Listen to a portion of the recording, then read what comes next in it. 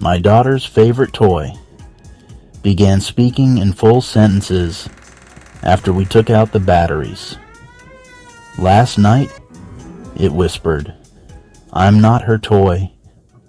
She's mine." I watched the baby monitor as my wife sang our son to sleep. She's been in the ground for 3 months. Someone rang my doorbell at 3:17 a.m., but when I checked the camera, the feed had been disabled. My front door was unlocked, and the chain was swinging. I woke up to my dog growling lowly beside the bed. She was staring at me, not past me, like she didn't recognize who I was. While reviewing the footage from my sleep study, the doctor asked who the man was that got into bed with me at 2:41 a.m. I sleep alone. My reflection in the mirror blinked twice, but I only blinked once. Then it smiled. I always thought it was sweet how my son talked to his imaginary friend in the closet. But now he just points and says, he's real now, and he's hungry. I answered a FaceTime call from my number, thinking it was a glitch. The me on the screen was crying and whispering, "Don't trust what picks up." As I tucked my wife in and kissed her goodnight, she mumbled, "Don't let her out." When I asked who, she just pointed to her mouth and began to cry. The police called to tell me they'd found my missing sister, but I was staring at her name, still typing, in our group chat. The funeral home called to say my grandmother's body was missing. That night, she rang my doorbell and asked why we buried her so soon. Every night I hear footsteps pacing in the attic, always the same rhythm, never varying. We don't have an attic. My daughter asked why the upside-down man keeps crawling on our ceiling at night. She sleeps in our room now, but we still hear his fingers scraping the walls. I found an old photo of me as a child, smiling at the camera. Behind me stood a woman with black eyes, and someone had written in red ink, "She still watches." At exactly 3:33 a.m., the house goes silent. No wind, no hum, not even my breathing. It's the only time they move freely.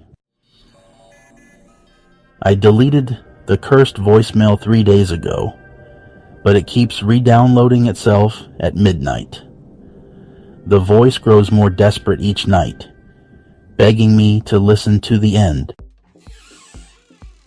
The mirror in the guest room reflects a different version of the house. Darker, empty, decayed. Last night, I saw myself walk into it and not come back out. She died in her sleep, with her hand stretched toward the closet door. When I opened it, her fingernails were dug into the inside frame. From the other side, the psychic told me a spirit was following me and would make itself known when I was alone. Now the lights flicker every time I blink.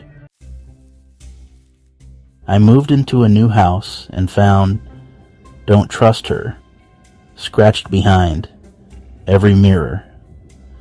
The realtor had told me the previous owner lived alone, but neighbors say she never moved out. I thought the screaming from the crawl space was just pipes, until I heard it gasp my name. Now I bang back, and it bangs in perfect rhythm.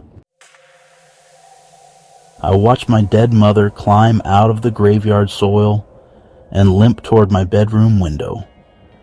She's still there, whispering forgiveness I never asked for. The priest told me the possession had ended, and my daughter was finally free.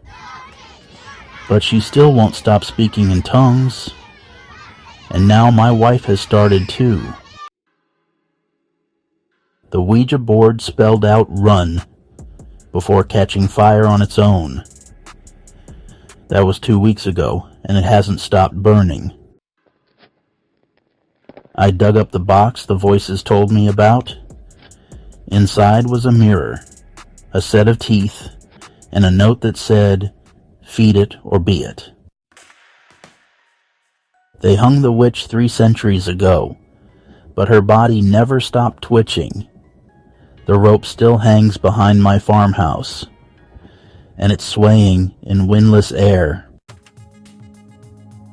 I found a recording of my own voice begging for help, trapped in static. I've never said those words out loud, yet.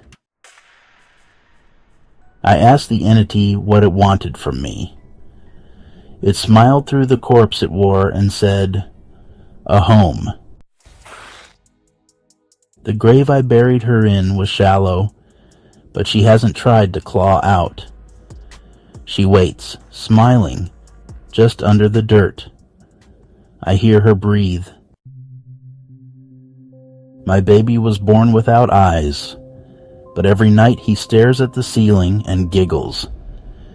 This morning, I found fingernail scratches in the plaster, spelling mother.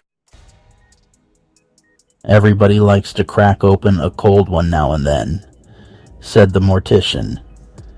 The jury who were deciding if he was guilty of necrophilia almost fainted. "Everyone likes a good 2-sentence horror story," said the guy watching this video. The horrifying part is he wasn't subscribed to Tales from the Fiend.